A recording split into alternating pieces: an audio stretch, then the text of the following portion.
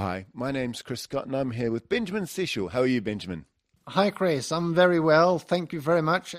We interviewed you last week. We're in Margaux at the moment, and I've just been out in your vineyard having a look around. We did a big tour of the facilities as well, your winery. Wanted to cover or process of winemaking if we can today. That'd be fantastic. So you bring the grapes in.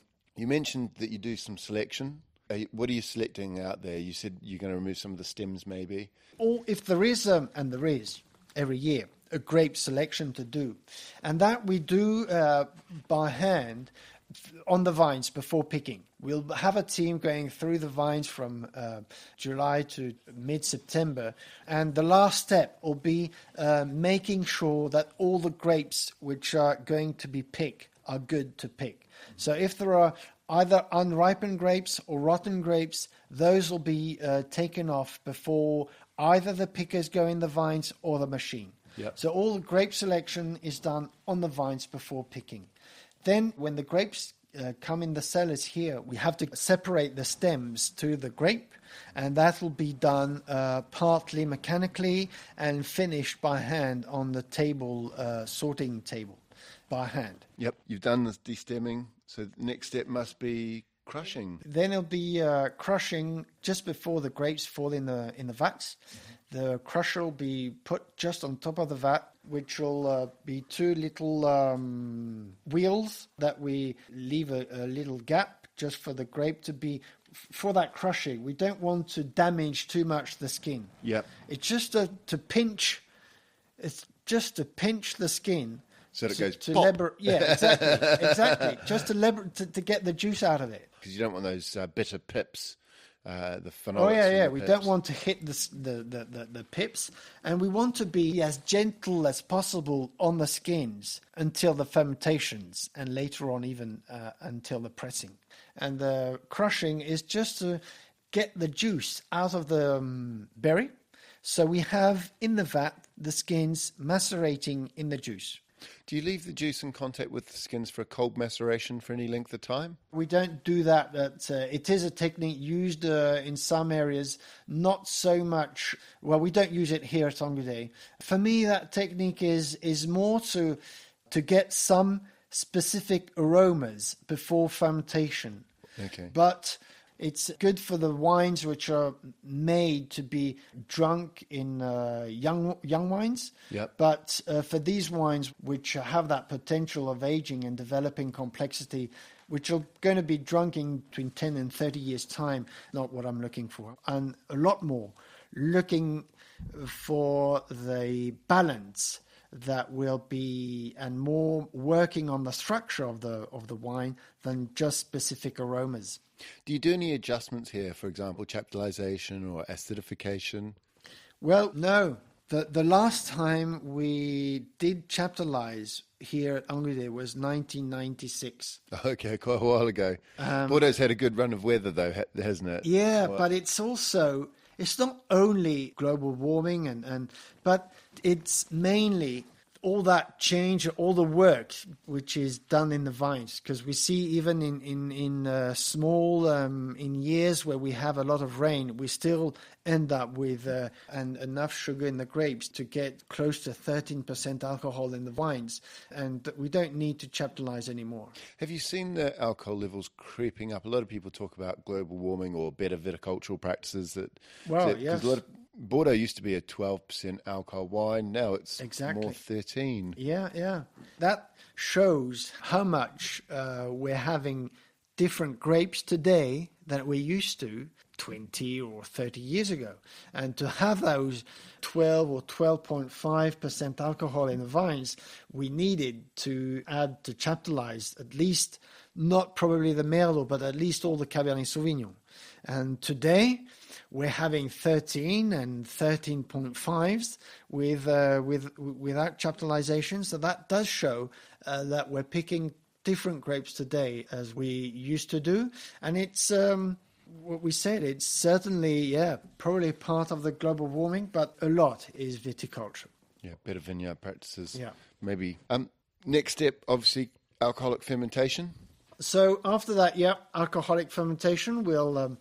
What sort of tanks do you use? Do you use stainless steel tanks or? So we're all in concrete tanks lined inside with epoxy resin, and all the vats are individually temperature controlled. In fact, yes, we're very pleased with our concrete vats. The cellar we're using today has been renovated in 15 years ago, and before doing so, we were going to build a new cellar which would have been stainless steel and more modern style. But question came up, it was, do we really want to get rid of our concrete vats? And the answer was, probably not, or why? And we didn't find real reasons for that. And in fact, they're very good for the vinification we like to do here, because concrete, well, first in terms of temperature, it's easy to get a nice even temperature in the whole vat during the alcoholic fermentation. Also, the size and the shape of the vats are very good. They are wider than they are high, so we have a good skin contact during the maceration, and so we decided to keep our concrete vats. The vats are quite squat, which means you've got a very large surface area of the skin mass. Yeah. So that even if you're not punching down or pumping over or whatever you're doing, we'll talk about that in a minute, you've always got a little bit more wine touching the bottom of the skins as it floats on the top. Yeah, having a large surface of contact makes that the maceration after the alcoholic fermentation, where we don't touch, no pumping over, we just leave the skins, it sinks. Doesn't the skins, well, partly, yeah, some of the skins do go down in the wine with a good maceration, and then we really want to taste every day the vat to decide of the right time to stop the maceration, and we don't want no pumping over, nothing. We just want to see how things are coming up, and it needs to happen slowly for us to be able to know when is the right moment to stop the maceration. So do you not do any punching down or pumping over, rack and return, or even, I didn't even, you see sometimes some places got rotary fermentation where they actually, the whole barrel rotates, giving lots of good skin contact. You don't use any of that sort of technique? No, we do very light pumping over, alcoholic fermentation. Yep. And it's very light, and that has changed. I remember when in the early 90s we were doing a lot more pumping over than we are today. But also, as we said, we had different grapes. The grapes were different. Today, we have probably more potential in the grape, and I would say more potential as average. Because of course, in big years, potential was there in the old days. But in average, we have more potential in the grapes, and so and we want to be as accurate as possible in that extraction.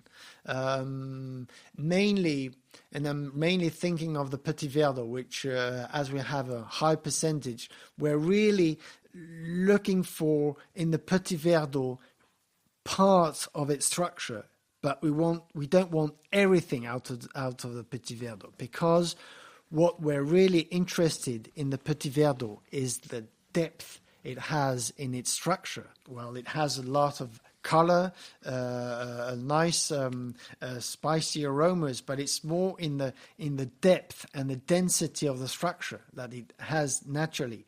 What we don't want too much out of the Petit Verdot is its a kind of heavy tannins, and it can have rustic tannins that, of course, we don't want, because it would disturb all the elegance that we're trying to build up in our blends. So we have to be very light in the pumping over to make the extraction happen very slowly and to be able to stop at the right moment.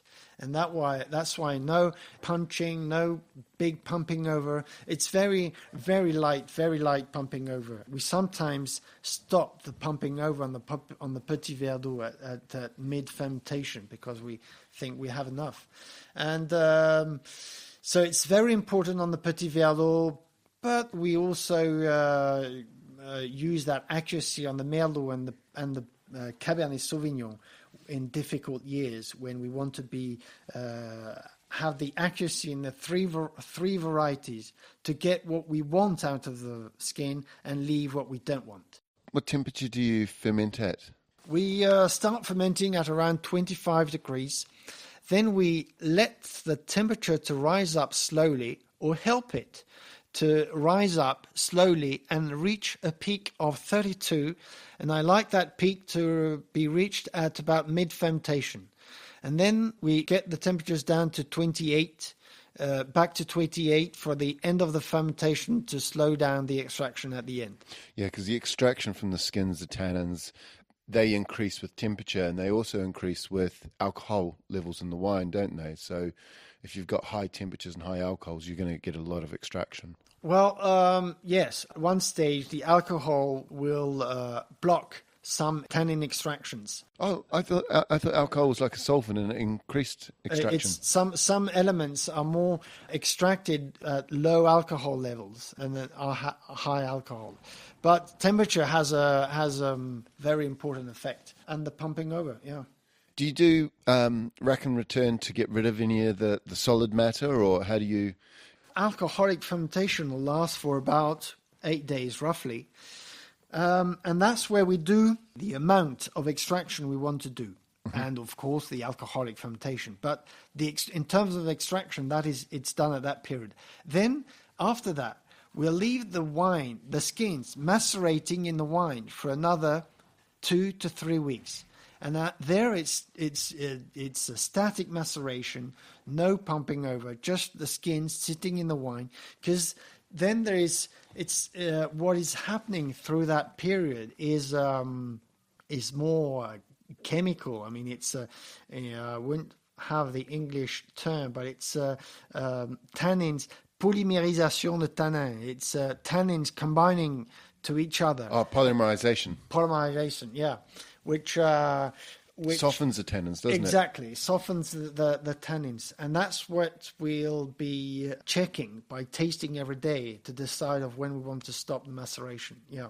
Okay, all right. So you leave them in contact. Do you add any sulfur dioxide to make sure the yeast is all dead at that point, or do you use sulfur dioxide at all to kill off the yeast? We do. Yeah, we'll be using it before alcoholic fermentation, while to protect the juice from oxidation and also to prevent microorganisms from developing in the juice, mm-hmm. until the yeast have been developing and then are protecting all the juice, and the carbonic dioxide, which will protect the juice from oxidation. So we will, and since that time we will be using sulfur dioxide through all the process, and so after alcoholic fermentation, directly after that, we won't add sulfur dioxide, because then we have the second fermentation to happen, the malolactic fermentation. Yeah, and sulfur dioxide stops malolactic fermentation. The sulfur malolactic fermentation is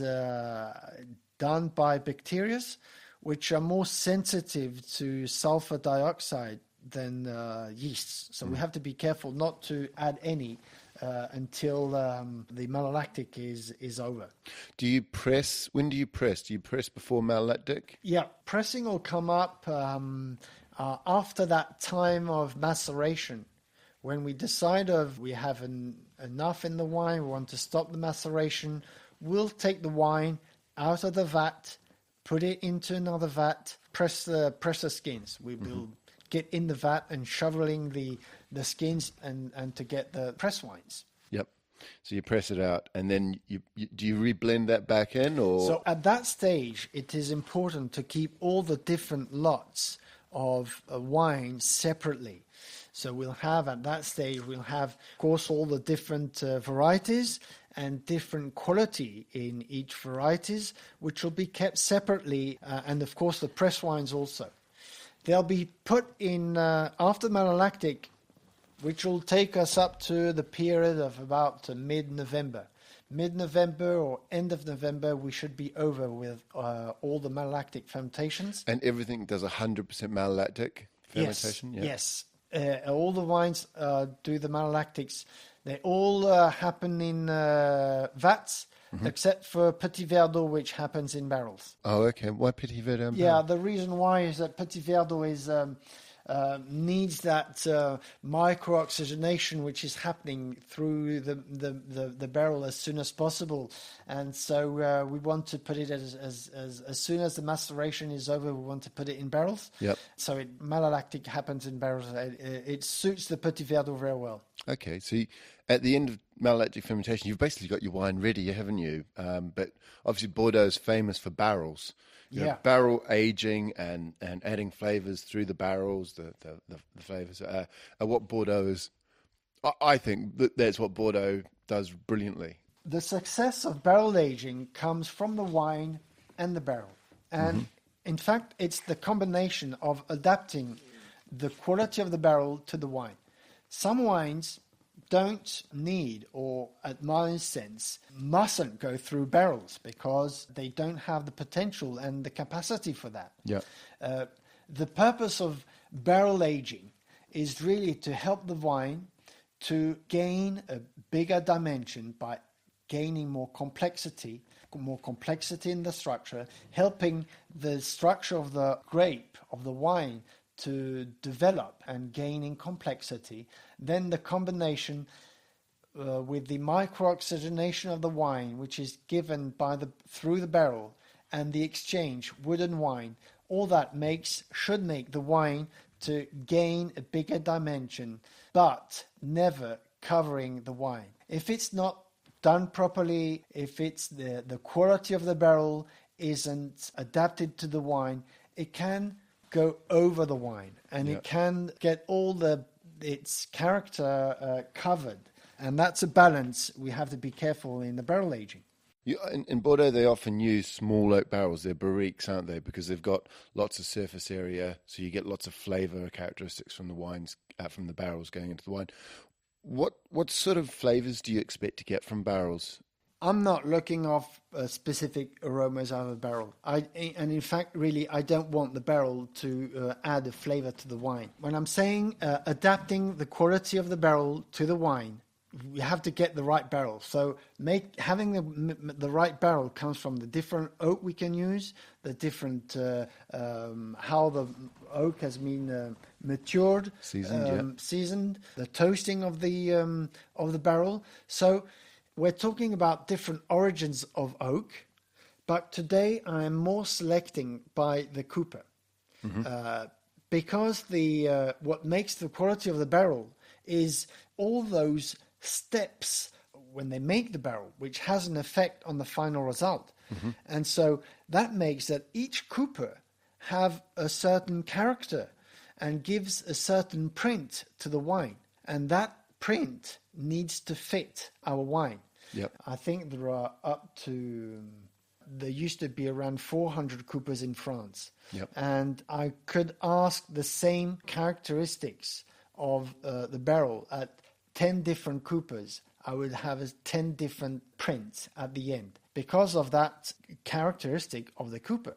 When I see that very clearly, when we try a new cooper, he'll come up here at Angludet, ask me if we're interested in trying his barrels. So we'll probably try 2 barrels.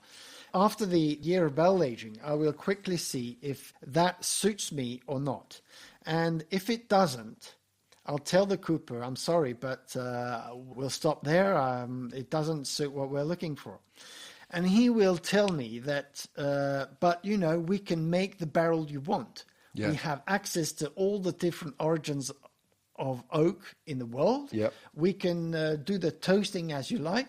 We can make the barrel you want.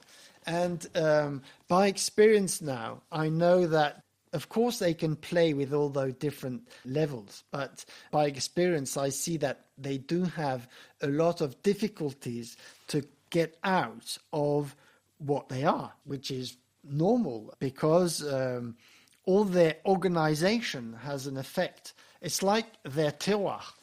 All that organization has an effect on the final result. Yep. And so it's more, the cooper which is suiting the wine or giving the print we want to the wine.